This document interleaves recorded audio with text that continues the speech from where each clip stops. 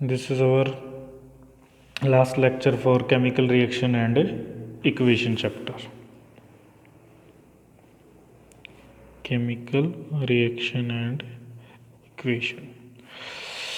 There is a difference between reaction and equation. Equation such as for mathematical equations हम उसमें represent क्या करेंगे, number of atoms और number of molecules को साथ में. सो होगा क्या कि एक बैलेंस्ड केमिकल इक्वेशन क्या होगी आपके पास. It is a equation in which number of atoms means number of atoms आते ही आपको ये क्लियर हो जाना चाहिए that is a equation, not only a reaction.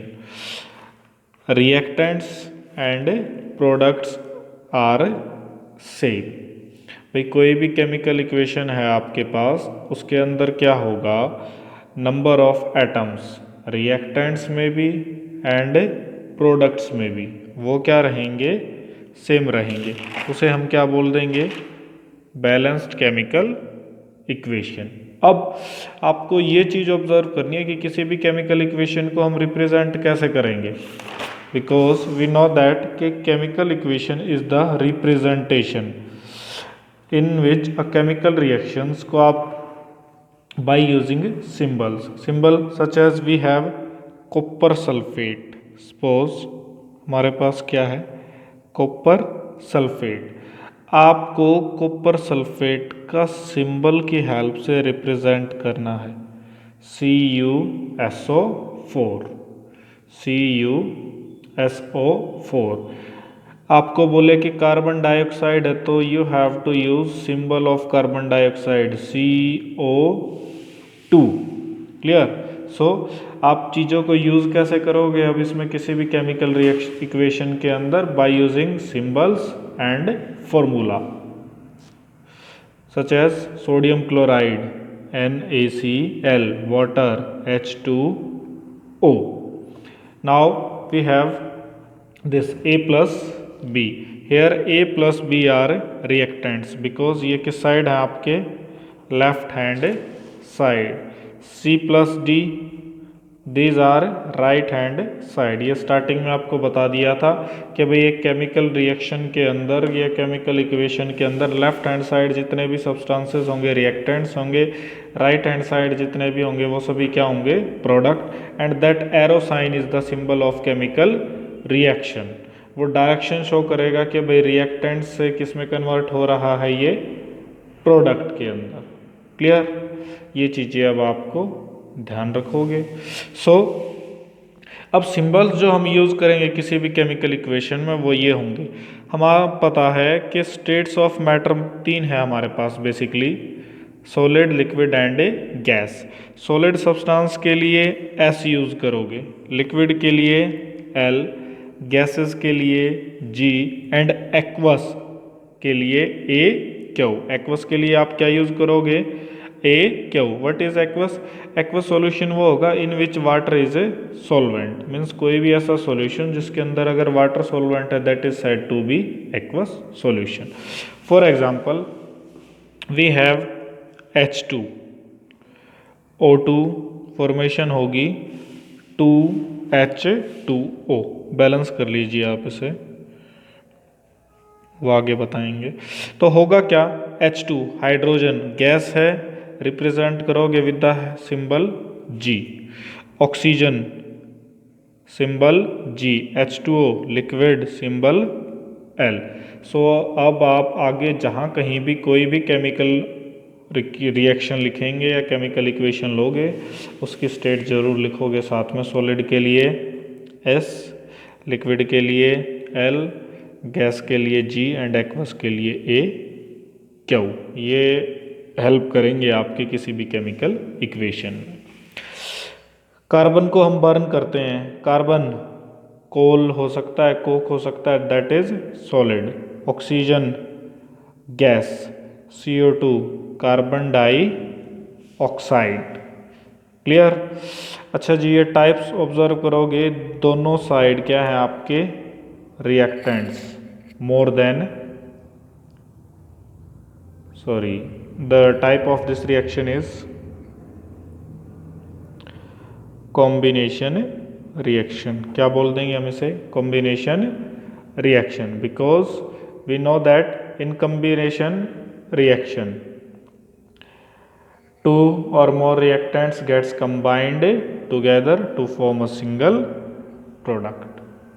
Next example, AgNO3 silver nitrate, silver nitrate, aqueous solution AQ, NaCl, sodium chloride, aqueous solution.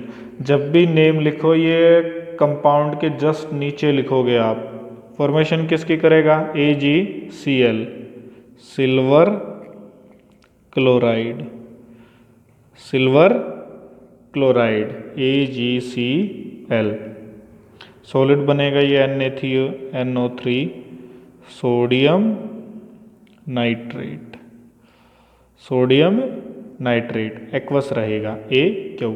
इस reaction के अंदर क्या होगा, Ag goes with Cl, Na goes with CaCO3, that means there is a exchange of a ion। so reaction कैसी होगी ये, double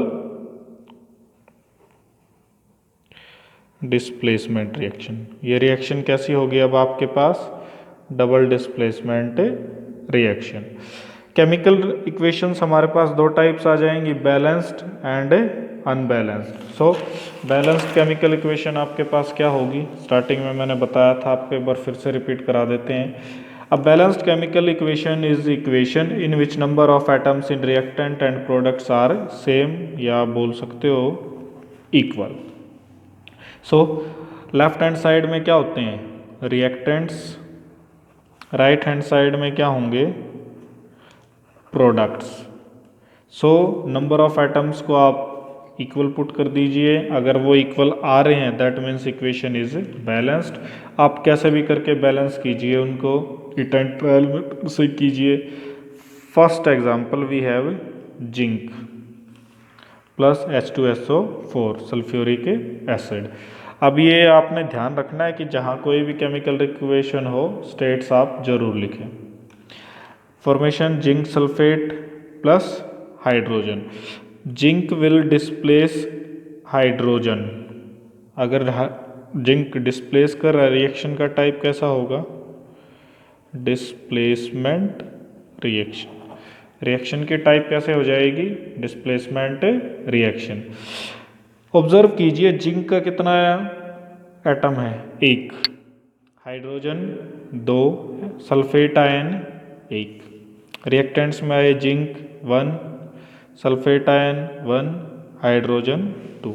so reaction is balanced. इसे हम क्या बोल सकते हैं, balanced chemical equation. Next we have iron. React किसके साथ कर रहा है, वाटर के साथ। फॉर्मेशन किसकी कर देगा, आयरन ऑक्साइड की, दैट इज हाइड्रोजन। बैलेंस कैसे होगा भैया, left hand side iron 1, hydrogen 2 and oxygen also 1। जब आप रिएक्टेंट्स में ऑब्जर्व करेंगे तो iron 1, hydrogen 2, oxygen 1। Right hand side में आइए, आयरन 3। ऑब्जर्व कीजिए यहाँ आयरन 3 है, यहाँ आयरन 1 है, तो क्या करेंगे हम, इस आयरन को भी कितना बनाएंगे 3, तो आप मल्टीप्लाई कीजिए 3 के साथ। यहाँ ऑक्सीजन कितना है 4, यहाँ 1, ऑक्सीजन 4, यहाँ 1। यहाँ पे ऑक्सीजन को मल्टीप्लाई कीजिए 4 के साथ। जैसे ही 4 के साथ आप इसे मल्टीप्लाई करते हो तो होगा क्या, हाइड्रोजन कितने हो जाएंगे 8, लेकिन यहाँ हाइड्रोजन कितने हैं 2, तो इसे 8 करने के लिए हम क्या करेंगे, 4 से मल्टीप्लाई कर देंगे इसे। ये होगा फर्स्ट स्टेप। आयरन को 3 से मल्टीप्लाई कीजिए, यहाँ आयरन हो जाएगा। ऑक्सीजन को लेफ्ट हैंड साइड 4 से मल्टीप्लाई कीजिए, यहाँ ऑक्सीजन ऑलरेडी 4 था, बचा क्या, हाइड्रोजन। यहाँ पे हाइड्रोजन आपके 2 थे और यहाँ हाइड्रोजन कितने थे 2, बट जैसे ही हमने यहाँ 4 से मल्टीप्लाई किया, हाइड्रोजन ऑक्सीजन को क्या बोलते हैं हम इसे बैलेंस करने के लिए। तो जैसे ही आप 4 से मल्टीप्लाई करोगे, इसको कितने से किया 4 से, इसे भी कितने से करना पड़ेगा 4 से। सो यहाँ भी हाइड्रोजन 8, यहाँ भी hydrogen 8। Now we get the balanced chemical equation, balanced chemical equation Fe plus H2O, FeO3O4 plus 4H2O, that is a balanced chemical equation. Next कुछ और एग्जांपल्स लेते हैं हम। We have CaO, calcium oxide, calcium oxide, water, calcium hydroxide, calcium hydroxide and that is heat. First of all तो आपको ये observe करना है कि जैसे हीट रिलीज हो रही है, हीट अगर रिलीज हो रही है तो रिएक्शन की टाइप कैसे होगी, एक्सोथर्मिक। रिएक्शन का टाइप कैसा होगा, ये एक्सोथर्मिक। अच्छा जी, फर्स्ट कैल्शियम ऑक्साइड को हम क्या बोल सकते हैं, क्विक लाइम। क्या बोलोगे, quicklime. And calcium hydroxide को slaked lime, slaked lime. Quicklime which reacts quickly with water and it will form slaked lime, calcium hydroxide. Plus heat release होगी, हीट रिलीज होगी तो reaction कैसी होगी आपकी, exothermic chemical reaction. This reaction is already balanced. अगर हम इसमें observe करें कि भाई कैल्शियम 1 है, ऑक्सीजन 2, बिकॉज एक ऑक्सीजन ये है और एक ऑक्सीजन ये है, टोटल 2, हाइड्रोजन भी 2 होंगे। राइट हैंड साइड में ऑब्जर्व कीजिए, कैल्शियम 1, O2H2 हाइड्रोक्साइड, ये दोनों से मल्टीप्लाई में O2H2, दैट मीन्स ऑक्सीजन भी 2 है और हाइड्रोजन भी 2 है। So the reaction is balanced chemical equation. Next we have chlorine Cl2 plus KBr potassium bromide, chlorine plus potassium bromide, formation किसकी होगी, KCl, potassium chloride plus Br। Balance कीजिए, यहाँ chlorine 2 हैं बट यहाँ क्लोरीन सिंगल है, तो हम 2 से इसको मल्टीप्लाई कर देंगे। 2 से मल्टीप्लाई आप करोगे तो रिएक्शन कैसी बन जाएगी, बैलेंस्ड।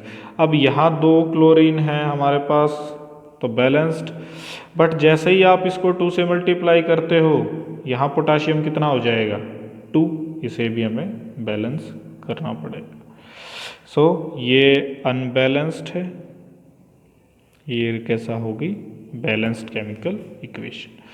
नेक्स्ट इक्वेशन पे आ जाइए, Fe2O3, Fe2O3 plus 3CO, CO होता है carbon monoxide, carbon monoxide. Iron plus carbon dioxide, balance कीजिए, Fe2O3 प्लस 3CO। यहाँ पे आपके पास 2 थे, यहाँ सिंगल 2 से मल्टीप्लाई कर दिया। यहाँ कार्बन 3 थे, यहाँ भी 3 से हमने मल्टीप्लाई कर दिया। 3 ऑक्सीजन ये है, 3 ऑक्सीजन ये हो जाएंगे, 6 oxygen 3O2, 6 oxygen, reaction is balanced. That is all about balanced chemical equation. अब इसमें आपसे पूछेगा कि भाई why chemical equation must be balanced, क्यों होनी चाहिए बैलेंस्ड, बिकॉज 9th में आपने स्टडी किया होगा law of conservation of A mass, law of conservation of A mass, because law of conservation of mass क्या बोलेगा, मास can neither be created nor be destroyed. According to law of conservation of mass, mass can neither be created nor be destroyed. So total mass of reactant must be equal to total mass of a product means there should not be no loss of mass, no loss of mass. So you can say that total mass of reactant must be equal to